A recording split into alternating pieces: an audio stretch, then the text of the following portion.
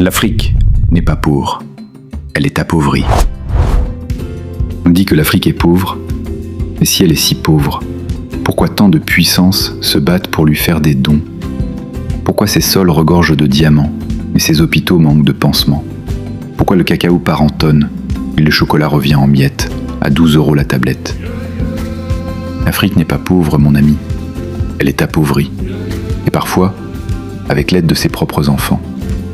Il y a les voleurs qui entrent et ceux qui tiennent la porte. Pendant que le peuple creuse les puits, certains creusent des trous dans les comptes publics. Pendant qu'on vend le pétrole à l'international, on fait la queue pour une bouteille de gaz. Pendant qu'un jeune plante du mil sous le soleil, un ministre achète des Rolls-Royce blindés pour visite de terrain. Tu veux rire un peu?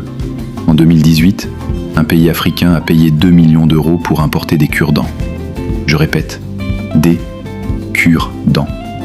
Pourtant le bois pousse dans son jardin. Pendant ce temps, on signe des contrats de 100 pages, sans lire les 3 premières lignes. On donne 99% des mines pour 1% de royalties. Et on appelle ça du partenariat gagnant-gagnant. Gagnant pour qui? Certainement pas pour la mère qui accouche à la bougie dans un centre de santé sans seringue. Et quand le peuple ose parler, on lui coupe le micro, l'internet et parfois même l'électricité. L'Afrique est fatiguée d'être le buffet du monde et de n'avoir même pas une assiette à table.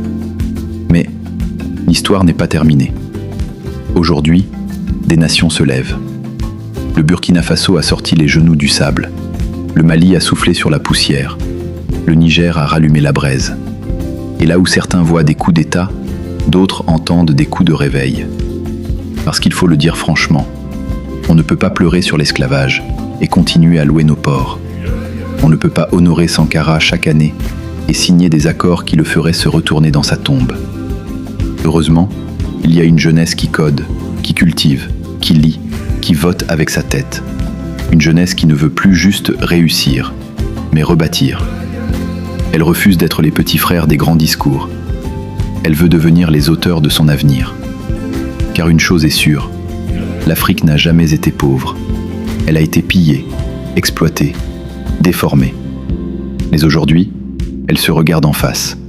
Elle dit non. Elle dit « ça suffit ». Une Afrique qui ose se dire la vérité, c'est une Afrique qu'on ne peut plus endormir. Et cette fois-ci, elle n'oubliera rien. Ni les pillards, ni les complices, ni les silences. Une vidéo. Une vérité. Une Afrique debout. Dis-moi en commentaire quelle autre vérité on doit dire au monde. Partage cette vérité. Partage cette vérité comme un griot en feu. Parce que cette fois-ci, on n'éteindra pas la voix du continent. Une Afrique, une histoire, un réveil en marche.